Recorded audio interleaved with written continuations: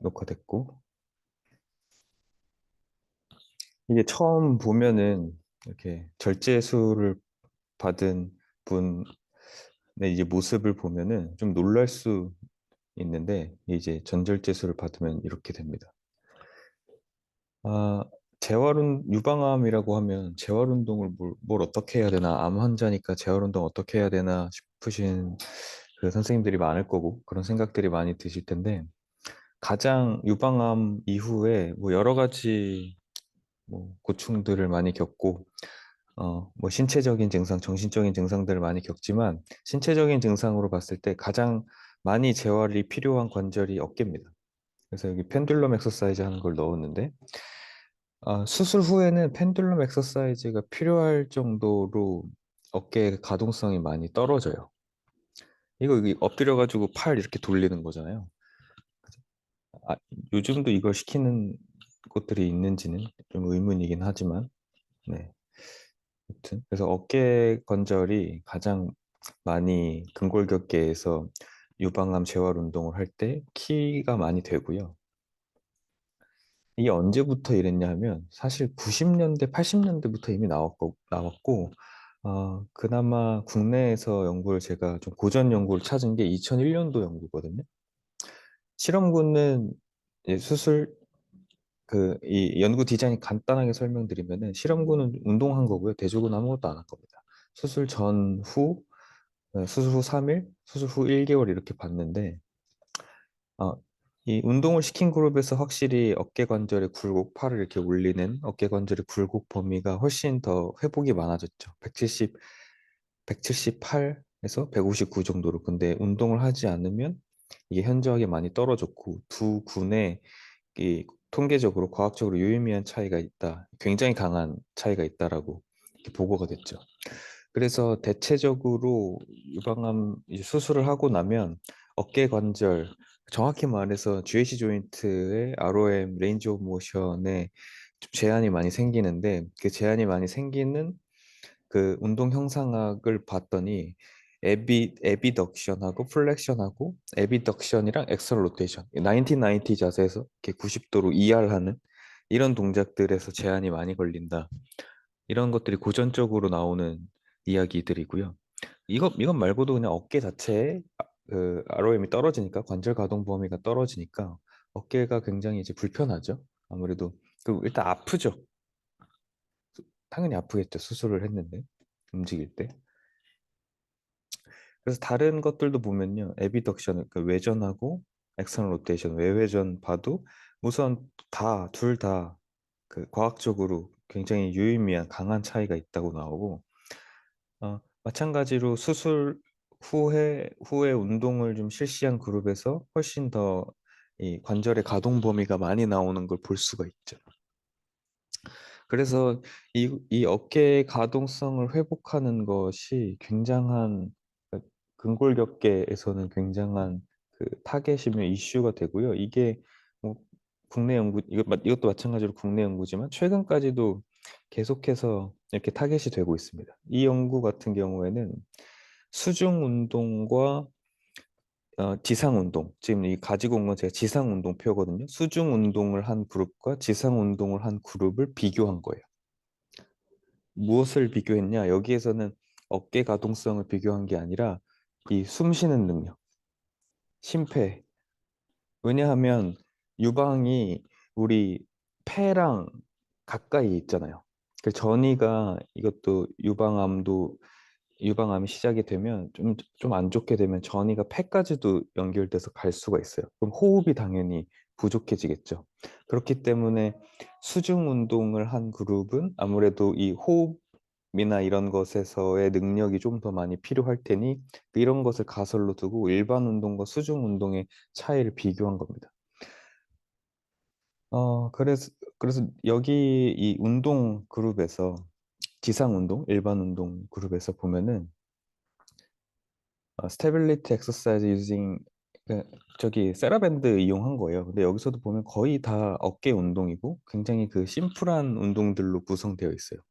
그러니까 어깨 운동 자체, GH 조인트를 타겟하는 어깨 운동 자체는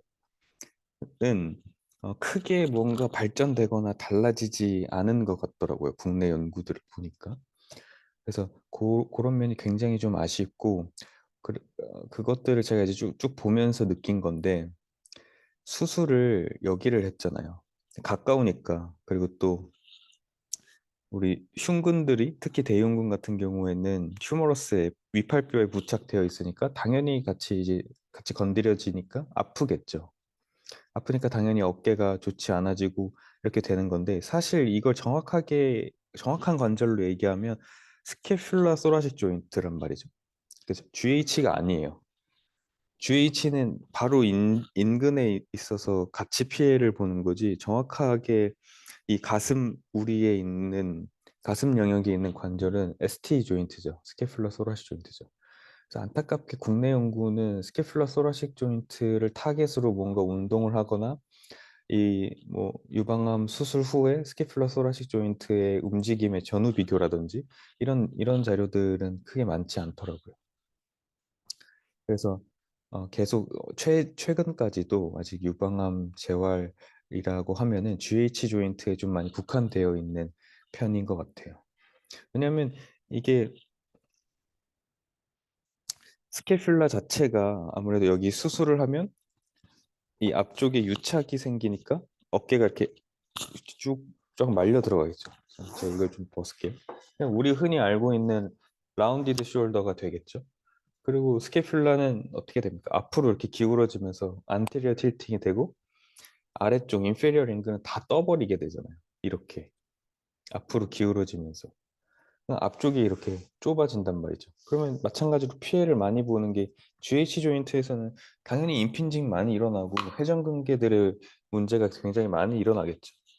근데 수술 후에 초반부에는 뭐 GH 조인트의 그런 문제라든지 이런 게 ROM에 일단 안 나오니까 크게 대두되지 않는데, 수술 후에 뭐 2, 3년 정도 지나서 GH 조인트 ROM도 다 회복되고 했는데 일상생활을 하거나 혹은 뭐 스포츠 활동을 한다거나 이랬을 때 복귀를 하려고 그러면 이미 약해져 버린 회전근개, 그리고 이미 이렇게 구조적으로 변해버린 날개뼈의 위치 때문에 바로 직접적으로 회전근개가 타격을 입게 되는 거죠. 어깨가 바로. 그래서 요거는 제가 지금 이- 이번 달부터 유방암 그 환우분들하고 그룹 수업을 화목 아침마다 지금 진행하고 있는데, 어, 평가를 한 자료예요. 따로 이제 제가 움직임 평가를 한 자료인데, 여기서 굉장히 공통적인 것이 다들 수술 한쪽은 스캐뷸라 디스키네시스가 있어요. 흔히 말하는 익상견각, 윙잉 스캐뷸라, 그것이 다 있어요. 크건 작건 그것이 무조건 다 생깁니다. 그리고 여기에 이 항목을 보시면 당연히 제가 이제 만든 항목인데, 머리와 어깨가 안 좋으면 우리 너무 약간 주입식으로 배웠죠. 머리와 목의 움직임이 이제 그 좀 나빠질 수 있고, 그리고 방금 말씀드렸던 호흡의 문제, 그 스캐뷸라의 위치가 바뀌는 거, 이런 식으로. 그리고 또 당연히 팔의 위팔뼈 전체 전반적인 움직임에서 이 결함이 생길 수 있고, 그리고 또 하나 여기서 보시는 것처럼 이렇게 아래쪽이 떠버려서 이 아래쪽 떠버리는 것을 보상하고자, 혹은 다른 이유들, 뭐 거북목 때문에 머리가 앞으로 밀려나간 것 때문에 이렇게 스웨이백을 만든 거, 이렇게 꾸부정한 자세를 만들게 될 수 있죠. 그래서 어깨와 골반의 연관성도 굉장히 짙기 때문에 골반을 함께 같이 본 거죠. 골반의 위치는 어떤지, 골반의 뭐 회전이나 소위 틀어짐이 없는지 이런 것들 같이 본 거고, 당연히 GH 조인트 ROM을 같이 보고, 마지막은 지난 손가락 강좌에서도 그 배웠듯이 우리가 근막경선의 상지선이 이렇게 손가락까지 쭉쭉 다 타고 간다 그랬었죠. 그래서 그것을 체크해 본 거예요. 뒤쪽에 나오니까 그때 더 자세히 설명해 드릴게요. 그래서 가슴부터 손가락까지 이어지는 근막경선 라인들, 엄지손가락까지 가는 애냐, 아니면 나머지 네 개의 손가락으로 다 퍼지는 아이들이냐, 이런 것까지를 좀 점검을 해봤는데, 사람마다 당연히 다 다릅니다. 수술한 수술을 언제 했는지도 다르고, 그 암이 얼마만큼 정도가 좀 심했는지에 따라서 다르고 다 다른데, 공통적인 건 스캐뷸라 디스키네시스가 있다. 그러니까 이것은 메카가 될 수밖에 없어요. 우리들 입장에서는.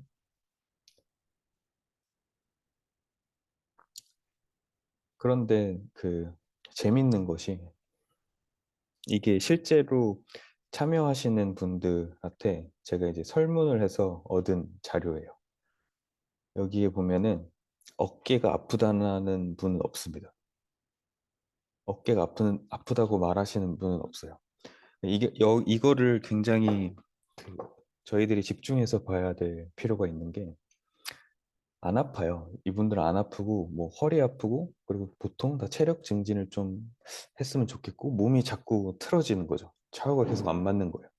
왜냐면 한쪽이 그 보건수를 하지 않으면 이 사이즈의 차이가 나기 때문에 이게 점점 몸이 틀어진단 말이죠.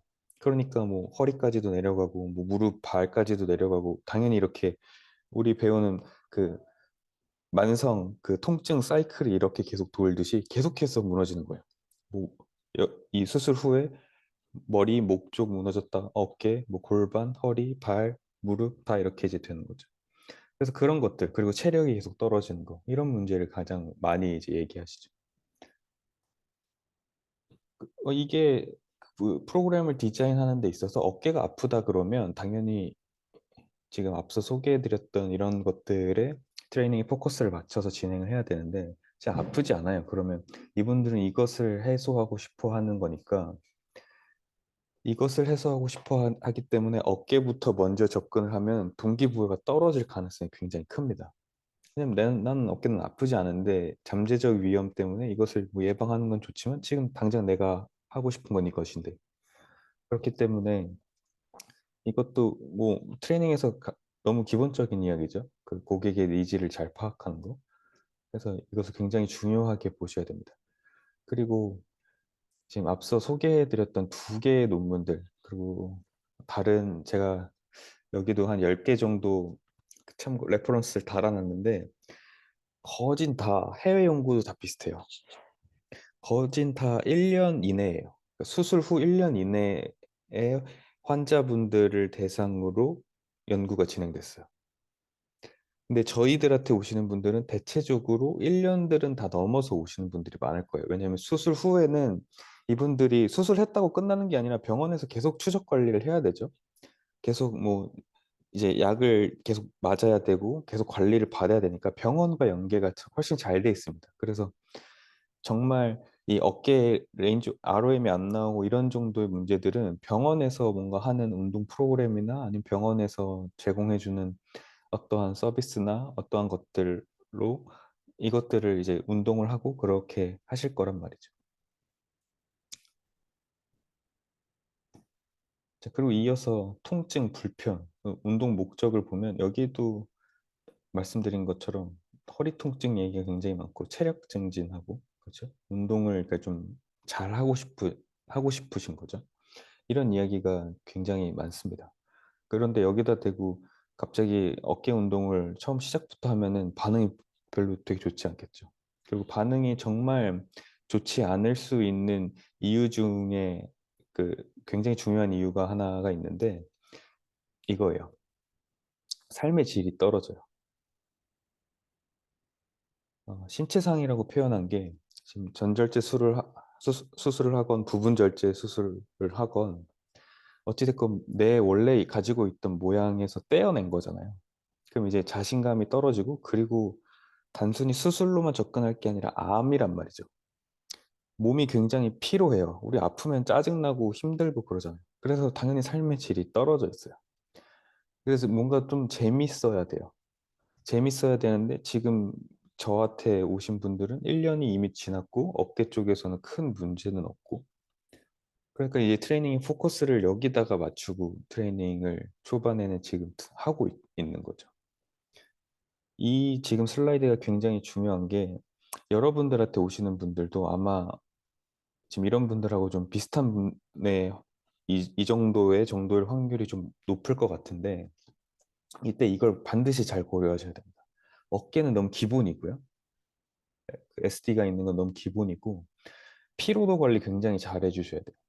갑자기 피로도가 올라갈 수 있어요. 암 환자의 피로는 그냥 단순히 우리들이 느끼는 피로가 아니라 질병으로 분류되어 있을 정도로 이 피로는 굉장히 특별해요. 그래서 이 컨디션 조절이 굉장히 잘 돼야 돼요. 운동의 강도를 뭐 우리 배웠던 FITT를 조절할 때 굉장히 이 강도와 빈도, 뭐 시간, 운동의 종류 이런 것들 더 예민하게 신경 써서 선택이 돼야 돼요. 그리고 방금 말씀드렸던 이 신체상과 삶의 질, 저하 이게 굉장히 그 사람을 지치게 하고 힘들게 하죠. 이 두 개가 너무 연관될 가능성이 굉장히 크죠. 그리고 또 하나 있을 거예요. 뭐 저는 유방암을 걸려보지 않았지만, 남자도 걸립니다. 수치는 기억이 안 나는데 1% 미만이었던 것 같은 남자도 걸리긴 걸려요. 2, 3년 이내가 재발률이 가장 높대요. 재발이 되면 2, 3년 안에 재발이 될 수 있는 확률이 가장 높은 거예요. 그러니까 2, 3년 뭐 안 되고 사실 뭐 유방암 5년이 지나도 완치라고 볼 수 없다 이렇게 말씀하시는 의사분들도 계시는데 그러니까 언제 재발할지 모르는 약간의 그런 두려움까지도 좀 갖고 계시는 거죠. 그리고 유방암의 이런 그 유방암의 종류, 타입으로 봤을 때 호르몬, 그러니까 에스트로겐의 과잉 분비, 호르몬의 문제 때문에 호르몬성 유방암이 있고 또 허투 단백질이라는 게 있어요. 그 암 세포를 이렇게 증식시키는 아이거든요. 그 제가 어제 보내드린 다큐멘터리 후반부쯤에 나오는데 그래서 허투 단백질을 좀 이렇게 없애는 얘네들의 힘을 약하게 만드는 표적 치료를 는 것이냐 아니면 에스트로겐 수치를 조절시키는 호르몬 치료를 할 것이냐에 따라서도 이 수술하기 전에 치료부터가 포커스가 좀 많이 달라집니다. 근데 우리들이 좀 집중해야 되는 것 중에 하나가 호르몬 치료를 만약에 받는다고 하면은 이게 그 에스트로겐의 수치의 변화가 이제 생기죠. 그래서 갑자기 그 뭐 예를 들면 조금 더 이렇게 뭐 땀이 많이 난다거나 아니면 숨을 갑자기 이렇게 헐떡헐떡 빨리신다거나 그냥 소위 말하는 갱년기. 왜냐하면 이 유방암 많이 걸리시는 분들의 유방암 걸리는 원인 중에 또 가장 높은 원인 중에 하나가 호르몬의 불균형이거든요. 그 어렸을 때 초경이 빨랐거나 아니면 혹은 폐경이 빠르거나 이런 분들한테서 좀 더 빈번하게 걸린다라는 보고들이 있어요. 그러니까 호르몬 조절이 잘 안 되시는 분들이 이런 걸 걸리고 걸렸을 때 또 호르몬 치료를 받으면 아무래도 폐경이 시작되고 하면서 호르몬 수치의 변화가 좀 다른 사람들에 비해서 좀 더 민감해지겠죠. 근데 이것 또한 똑같이 여기랑 똑같이 연결됩니다. 암 환자의 피로랑. 어떤 날은 호르몬 이게 치료를 받으시면 어떤 날은 컨디션이 되게 좋다가 같은 운동을 했는데 어떤 날은 되게 안 좋아요. 이거를 맞추기가 너무 힘들죠. 사실 변수가 너무 많잖아요. 그 컨디션이라는 것 자체가. 그렇기 때문에 트레이닝에서 트레이닝 디자인이 훨씬 더 좀 더 자세하고 좀 더 냉정해져야 할 필요가 좀 있습니다. 음, 그래서 지금 말씀드린 걸 이어서 하면은 트레이닝 포커스가 쉽게 말해서 재미있게 삶의 질을 좀 더 높일 수 있는 방향으로 운동이 되고 있고 이게 피트니스 현장에서 좀 더 현실적인 얘기가 될 거예요. 2011년도 연구인데 마찬가지로 국내 연구고요. 오늘은 전부 다 국내 연구만 넣었습니다. 2편에서는 전부 다 해외 연구만 넣을 거예요. 이게 베아스라는 프로그램이에요. 베아스라는 프로그램인데 비해피 스트롱 엑서사이즈의 약자거든요. 여기 보면은 이게 요 부분이랑 이제 그룹 서포트 부분은 제가 이 아래에 번역을 해놨어요. 어, 이 두 가지가 이 어떤 자신감을 좀 불러일으킬 수 있고, 어, 이 유방암 걸리신 환우분들이 같이 그룹으로 이 프로그램들을 진행하다 보니까 좀 연대의식을 같이 느낄 수 있죠. 그래서 이런 식으로 나의 지금 상태가 어떤지 이런 것들을 주제를 정해서 서로의 생각들을 이야기하고 그걸 발표하는 시간을 뭐 한 30분 갖고 그 다음에 그냥 교육을 간단하게 하는 거죠. 유방암 뭐 이해를 한다거나 운동과 건강, 뭐 스트레스 관리 어떻게 하고 호르몬 치료 뭐 통증 컨트롤, 그리고 뭐 이 불안과 우울 같은 것들, 그 림프 부종이 생겼을 때 어떻게 관리할 것이며, 암 환자의 시기는 어떻게 할 것인지 이런 것들을 이제 간단하게 교육을 받고, 그 다음에 또 그룹 서포트는 이제 같이 서로 여기 아래에 있는 내용들 이런 거 좀 뭔가 그냥 어찌 보면은 이게 뭐 큰 의미가 있을까 하는데, 확실히 이 연구에서 보면은 이게 효과가 굉장히 높고, 이게 3개월 정도 기간이 지금 정확하게 기억 안 나는데, 이 디자인이 이 기간이 끝난 다음에도 이거를 이분들께서 더 해달라고 요청했대요. 좀 더 해달라. 그래서 뭐 한두 달 정도를 좀 더 한 걸로 제가 지금 봤던 기억이 나는데, 그래서 이렇게 교육하고 서로가 서로한테 응원해주고 나의 감정을 말하는 시간을 한 1시간 정도, 그 다음에 한 30분에서 1시간 운동하는 거죠. 이렇게. 그래서 뭐 이걸 그대로 저는 지금은 따라할 필요 없고, 여기도 대상자는 마찬가지로 1년 정도까지입니다. 수술한 지 얼마 안 되신 분들이요. 그러니까 충격이 더 크죠. 적응을 아직 미처 다 하지 못했으니까. 그러니까 이런 것들이 더 많이 필요한데, 지금 제가 맡은 분들 중에서 보면은 오래되신 분은 거의 뭐 20년 가까이 되신 분도 있고요. 수술한 지 1년 좀 넘으신 분도 있고, 이렇게 좀 차이가 좀 많아요.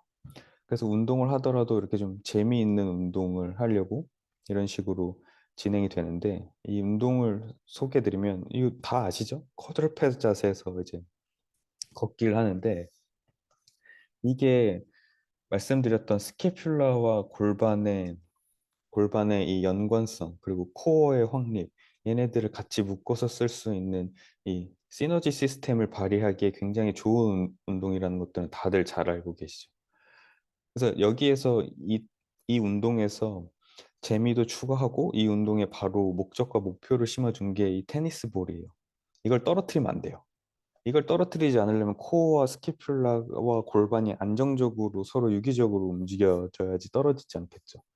그리고 상대방 걸 이제 떨어뜨리려고 막 뭐 팔이나 다리나 이런 데들을 막 이제 흔들면서 이 게임식으로 이렇게 진행이 되는 거죠. 그래서 이런 운동들이 좀 많이 선택이 됐고, 뭐 나머지 것들은 그냥 좀 즐겁게 운동할 수 있는, 좀 뛰면서 운동할 수 있고 이런 운동들, 그러니까 체력을 증진할 수 있대 좀 재미있는 운동들. 그리고 또 하나의 파트에서는 아까 보셨겠지만 우리가 목, 그리고 호흡, 스캐뷸라, 골반 이런 데를 다 체크했잖아요. 조금 심한 분은 긴장도가 굉장히 높아요. 모두들 다 긴장도가 좀 높고. 그래서 그 긴장도를 떨어뜨리는 훈련. 그리고 이제 우리가 이 그룹 수업을 3개월 동안 진행하기로 했는데, 아직 한 달도 채 안 됐으니까 적응하는 시간이 필요하고, 재미가 있어야지 일단 계속 나올 거 아니에요. 재미가 있어야 운동하죠. 그래서 요 시기가 좀 끝나면 나중에 어깨 이제 SD 있는 거, 윙잉 스캐퓰라 있는 거, 그거 조금 잡으면서 좀 더 높은 단계 수준으로 올라가는 것을 지금 계획하고 있어요. 좀 더 높은 단계 수준은 당연히 좀 더 빨리 뛸 수도 있고, 좀 더 무거운 무게를 들 수도 있고, 지금보다 훨씬 더 건강한 삶을 살 수 있게 그냥 이렇게 쉽게 세게 만드는 거예요. 이 사람을 더 강하게 만들어 놓는 거죠.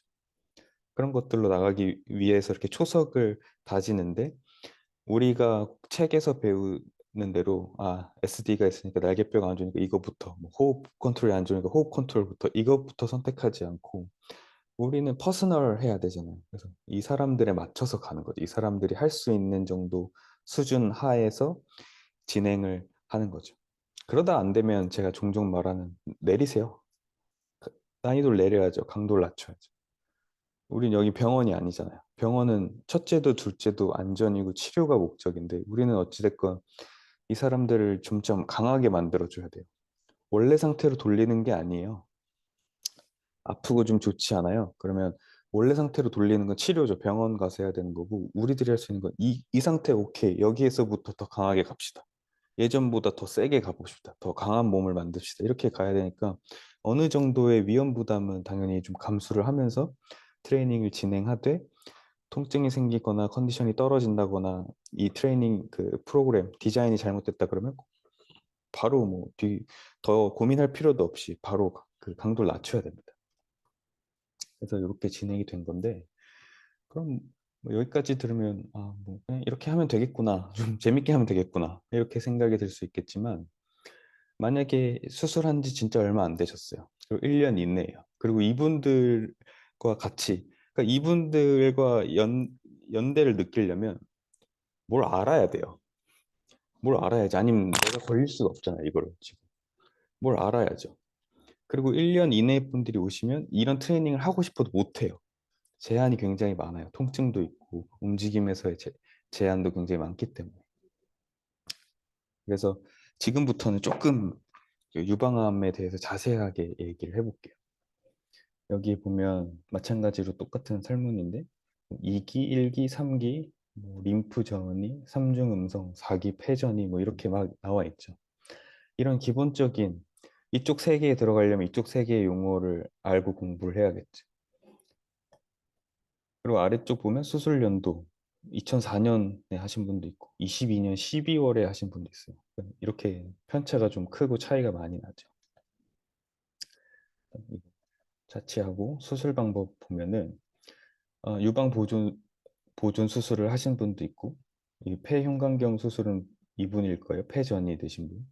그래서 폐까지 전이 돼서 이걸 같이 수술을 하신 거고 어, 수술도 뭐 오른쪽인지 왼쪽인지에 따라서도 다르고요. 그러니까 보통 오른손잡이가 많잖아요.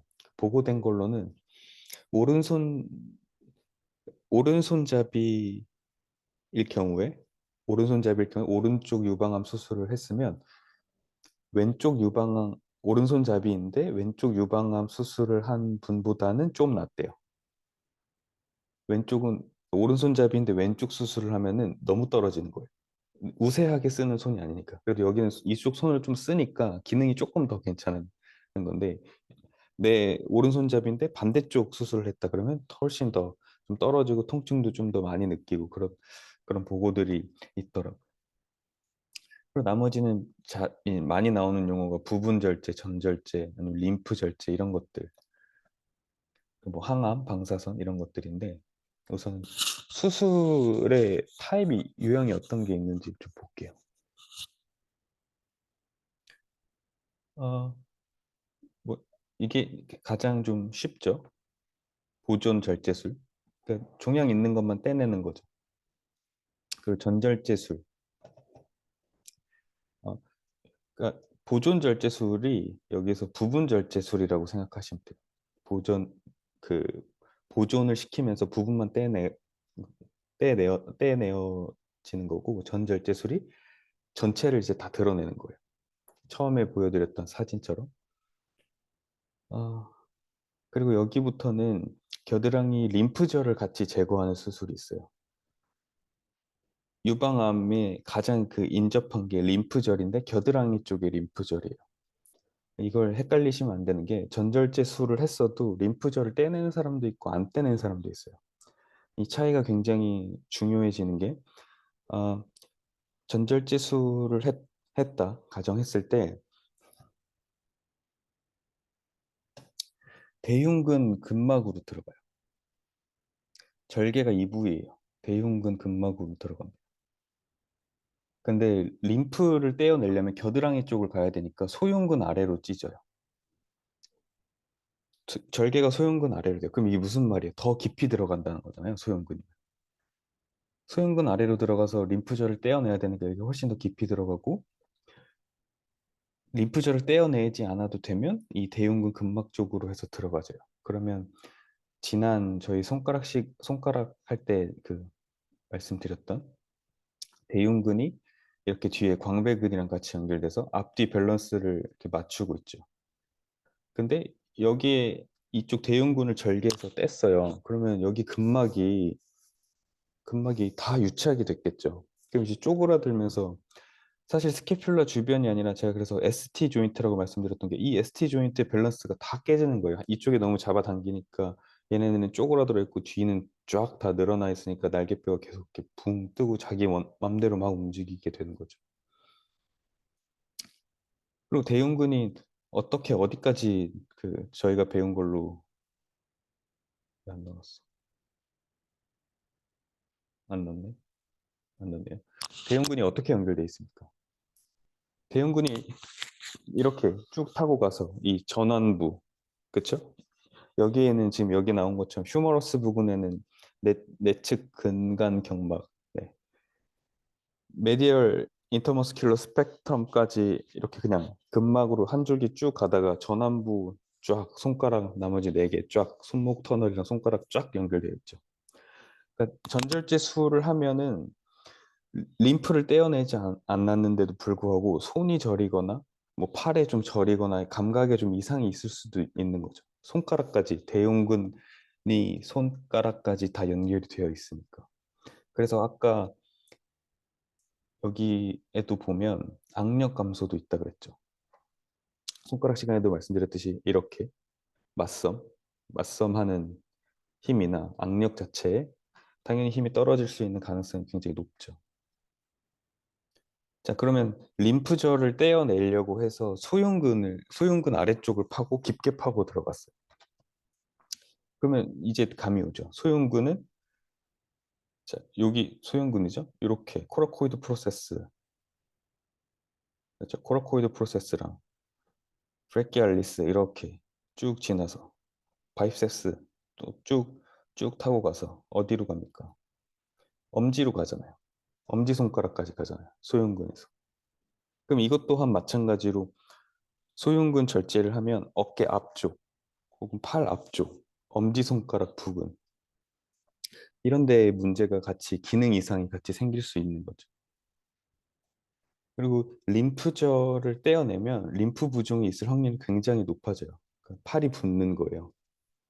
음, 이 림프 부종에 대한 얘기는 제가 2편에서 림프가 별게 아니라 그냥 림프인데 뭔가 뭔가 이렇게 특별한 림프 운동법이 있거나 막 그렇게 생각을 할 수 있어요. 근데 어떤 운동이든 강도만 잘 맞게 운동을 해주면 림프에 압력을 실제로 주면서 림프에 그 노폐물이 쌓이는 빠져나가야 하는 것들에서 막힘이 없이 이렇게 쭉 잘 원활하게 움직여질 수 있어요. 림프 자체는 그 정수압밖에 없어요. 그러니까 외부에서 압력을 주어질 수 있는 게 움직이거나 아니면 이게 림프가 근육 안에 깊숙이 있는 건 아니고 피부 아래층에 있으니까 림프 마사지를 하면은 약간 이렇게 피부 쪽을 약간 이렇게 살짝 꼬집듯이 하거든요. 되게 소프트하게. 저희들이 하는 스포츠 마사지나 이런 개념하고 달라요.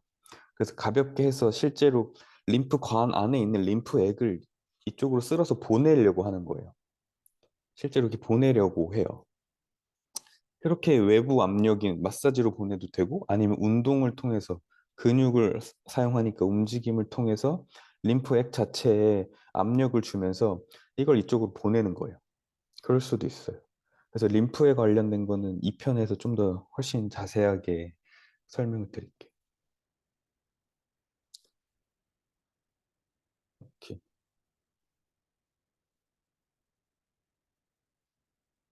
자, 그래서 이 수술에 대해서 좀 설명을 드렸고, 이건 좀 알고 있으면 좋은 게, 방금 말씀드렸던 림프절을 떼내는 수술의 이름이 이겁니다. 겨드랑이 림프절 곽청술이라고 하는데, 엑셀러리 림프노드 다이섹션이라고, 다이섹션이 이제 그 조직을 박리시키고 떼어내는 겁니다. 그리고 그 위에 보면 감시 림프절 생검이 있어요. 이것은 림프절까지 암이 전이되었는지 전이되지 않았는지를 열고 당연히 이제 열고 보면 편하긴 한데 방금 말씀드렸던 것처럼 열고 보려면 소흉근 아래를 절개해야 되잖아요.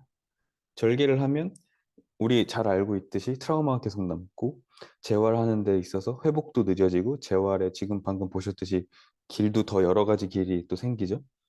그러니까 더 이제 어찌됐건 절개를 많이 하면 안 좋으니까 그 근처에 있는 림프절이 얘네들이 그 암세포가 전이되어 있는지 전이되지 않았는지를 보려고 하는 이 생검, 그 검사하는 방법이에요. 그래서 여기에서 림프절에 전이가 있다 그러면 당연히 열어서 떼야죠. 근데 여기서 없다 그러면 뭐 아직 확실하진 않지만 어떤 의사 선생님이나 어떤 학회나 어떤 주장에서는 감시 림프절 생검으로만 보고도 실제로 가서 수술할 때 오픈해서 보지 않고 림프절 떼내지 않을 수도 있고 어떤 데는 하지만 그래도 열어서 보긴 한다고 하더라고요. 림프절인데 암이 감시 림프절 생검으로 안 나왔는데 림프절에 암이 전이되어 있을 수도 있으니까.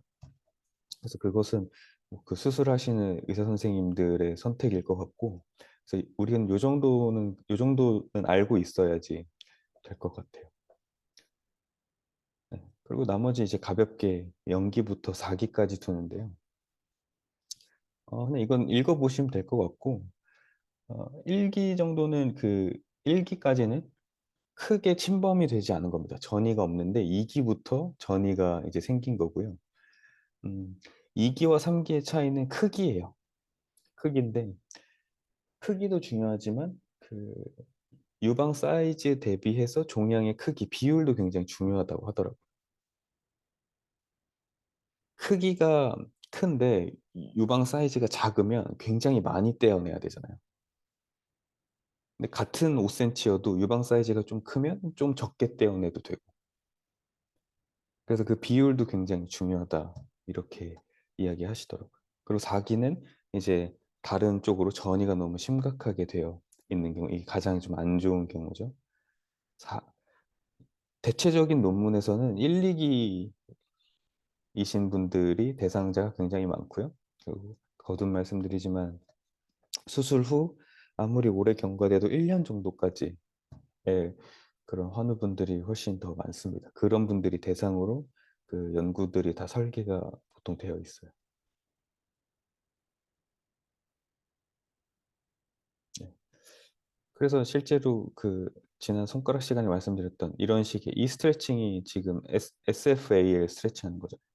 대흉근부터 4개의 손가락까지 전완부랑 4개의 손가락, 이 플렉서들, 리스트 플렉서들이랑 4개의 손가락까지 손목 터널이랑 같이 연결되는 지금 그 근막경성 라인 스트레칭 하고 있는 거고, 얘는 소흉근부터 해서 이두근 그리고 엄지까지 연결되어 있는 근막경성 스트레칭 하는 거죠. DFAL 스트레칭 하는 거죠. 이것들을 공부하고 있으면 트레이닝에서 응용할 수 있는 방법이 굉장히 많아지겠죠. 이 인사이트만으로도 굉장히 엄청난 것들을 얻어갈 수 있고 응용이 될 수 있고 많은 프로그램들이 고안이 될 수 있을 거라고 생각을 하고요.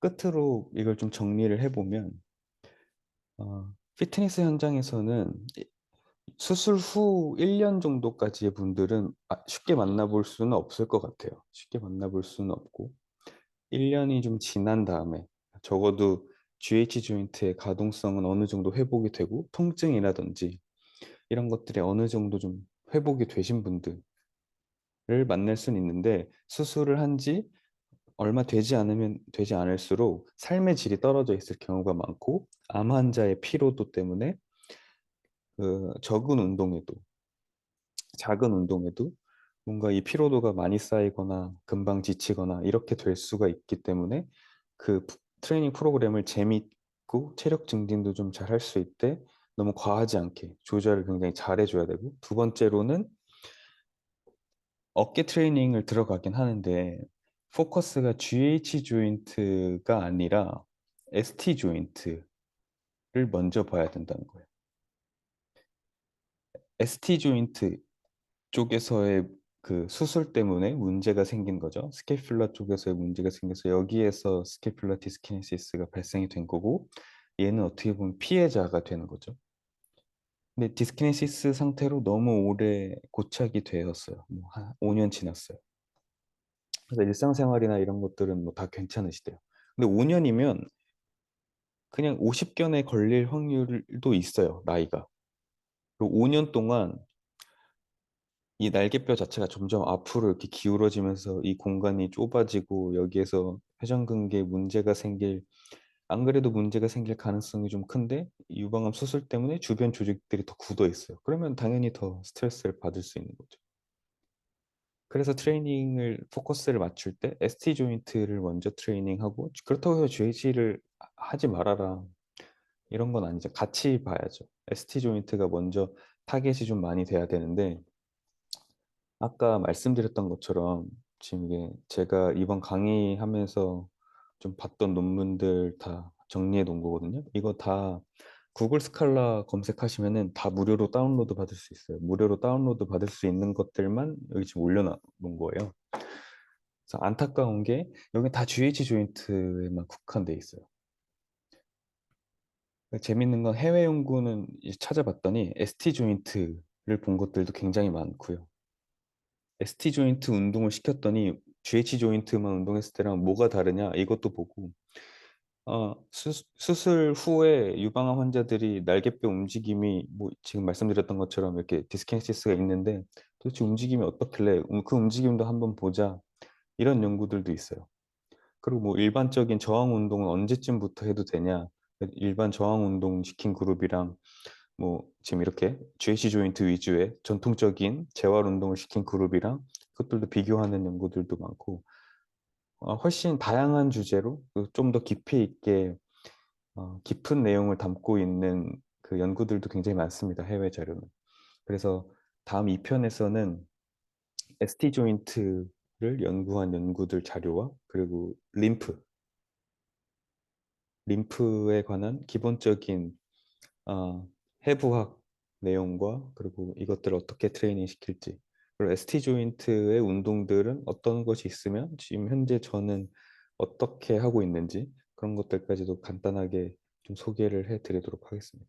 그래서 2편은 시간이 좀 1시간은 훨씬 넘을 것 같고요. 2편 좀 길 것 같은데 최대한 좀 짧게 짧게 만들어서 간략하게 해서 좀 이해는 쉽고 재밌게 준비를 해보도록 하겠습니다. 아, 오늘 일단 준비된 내용은 여기까지고요. 혹시 지금 질문이 있으시면은 질문해 주십시오.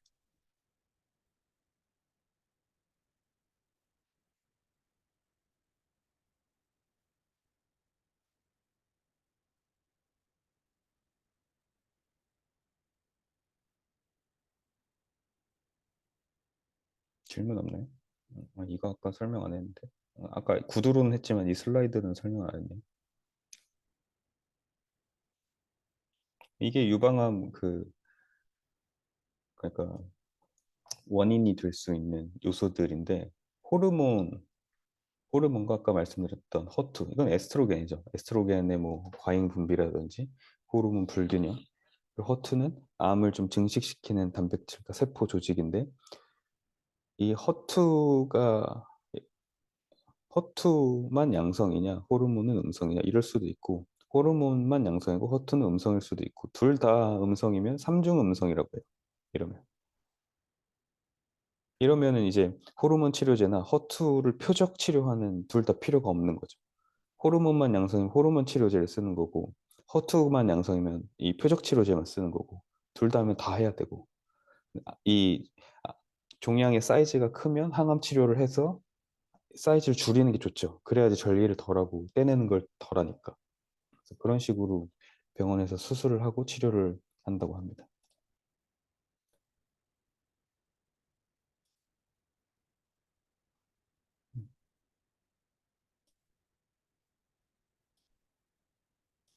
6월 말에 6개월 정도 되네요.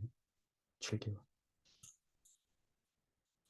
운동은 바로 할 수 있어요.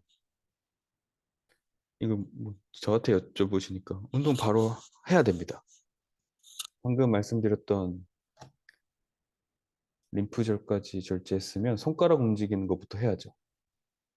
손가락은 움직일 때 아프지 않을 거거든요. 그리고 지금 7개월 정도 지났으면 통증 정도는 많이 떨어져 있을 것 같은데 운동해야죠. 운동할 때도 보편적으로 알려져 있는 어깨 운동들이 세라밴드 잡고 이렇게 팔을 막 움직이잖아요. 근데 이거 자체가 모멘트 팔이 너무 크죠. 모멘트 팔이 너무 크고 대흉근을 되게 많이 써요. 안 그래도 절제해서 아픈데 얘를 굉장히 많이 쓴단 말이죠. 그래서 사실 내 몸 가지고 컨트롤 해야 돼요. 스캐퓰라만 가볍게 움직이는 트레이닝을 먼저 선행해야 됩니다. 근데 수술한 지 정말 며칠 안 됐으면 이거 조금만 움직여도 당연히 아프죠. 그럴 때는 좀 먼 부위인 손가락의 감각들이나 이런 것들을 계속 살려주면서 혹은 이런 데 이렇게 좀 톡톡 스캐퓰라 어깨 주변에 감각이 떨어지지 않게 그런 감각 훈련들만 좀 진행하다가 통증 정도가 조금씩 떨어지면 날개뼈 움직이는 것부터 그리고 GH 조인트 운동하는 것부터 이렇게 들어가야 돼요. 세라밴드를 들고 하는 것은 재활을 잘 꾸준하게 수술 후부터 정말 체계적으로 잘 시작했다 했을 때 그 정도 저항을 좀 하면서 하려면 못해도 한 3개월 정도는 지나야지 좀 안전할 것 같은데. 근데 그것도 사람마다 다릅니다. 유방암의 원인이 뭐 유전도 있고요. 아까 말씀드린 뭐 호르몬도 있고 뭐 여러 가지가 있는데 뭐 이런 것들도 많이 보고해요. 신체 활동이 떨어지는 사람들한테서 이게 발병률이 좀 더 높대요. 그러니까 운동을 많이 안 하신 분들일수록 이게 좀 높은 거예요. 근데 이게 참 가슴 아픈 게 운동을 많이 안 해서 운동을 많이 안 한 분들일 확률이 크죠. 근데 이게 걸려서 수술을 했어요. 근데 운동을 해야지 회복이 빨라져요. 근데 난 운동할 줄 몰라요. 그 상태에서는 뭔가 움직이라 그래도 다 손으로 움직이잖아요. 우리들이야 뭐 날개뼈가 어떻게 움직여야 되는지 이런 원리를 아니까 그냥 똑같이 팔을 들고 움직이라 그래도 저희들이야 뭐 코어부터 소위 말하는 코어부터 해서 뭐 날개뼈며 나중에 손이 움직이고 팔이 움직이게 트레이닝을 움직임을 만들어낼 텐데 이걸 모르시는 분들은 그냥 손만 움직이다 보면 여기 더 아파지는 거죠. 어깨랑.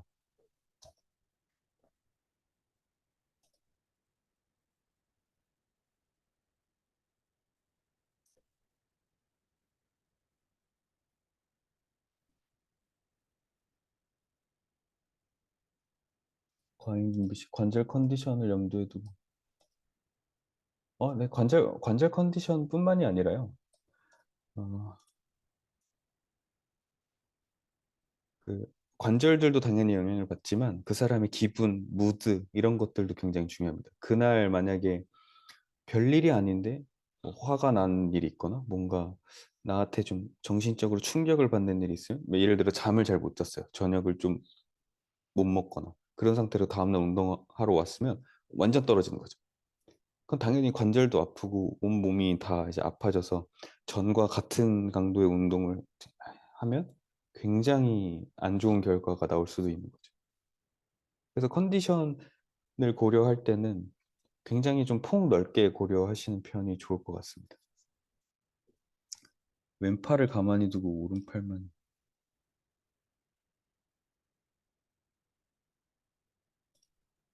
이런 분들이 많다고 그러더라고요. 많이 있어요. 네.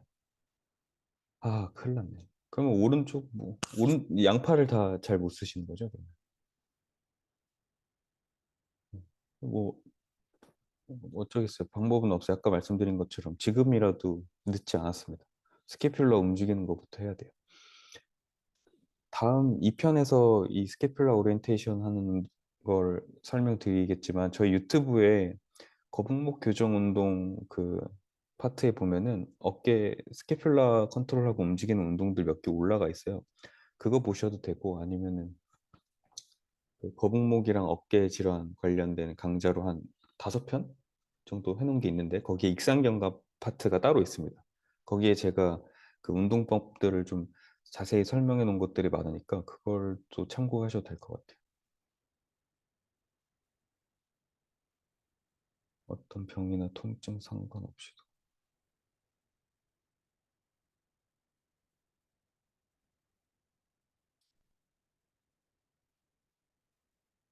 근막에 따라서 손가락. 네.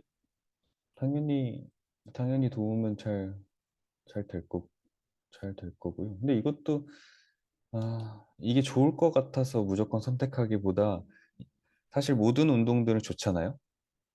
어떤 사람한테 어떻게 선택되는지가 중요하지. 그래서 그걸 계속 더 염두에 두면 좋을 것 같고, 뭐, 예를 들면 전에 말씀드린 것처럼 같은 어깨 재활 운동이라 그래도 뭐 이렇게 외회전을 하고 뭐 내회전을 하는 운동을 할 때도 손가락을 뭐쫙 펴게 한다거나 아니면 엄지손가락을 강조한다거나 아니면 전에 제가 보여드렸던 것처럼 고개를 돌리면서 이 근막경선 라인에 따라서 조금 더 활성을 이끌 수 있는 몇 가지의 패턴들, 그게 디테일이잖아요. 그런 것들을 같이 추가해주면 같은 운동을 해도 훨씬 효과가 높을 수 있으니까 그런 것들은 좀 좋을 것 같은데 근데 멀쩡한 사람은 굳이 이게 좋다고 해서 이걸 시킬 필요는 없죠.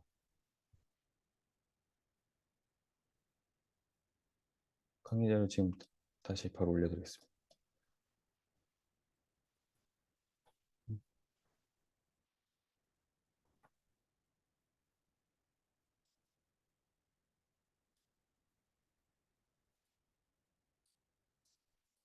됐나요? 또 질문이 없나요? 어떠셨습니까?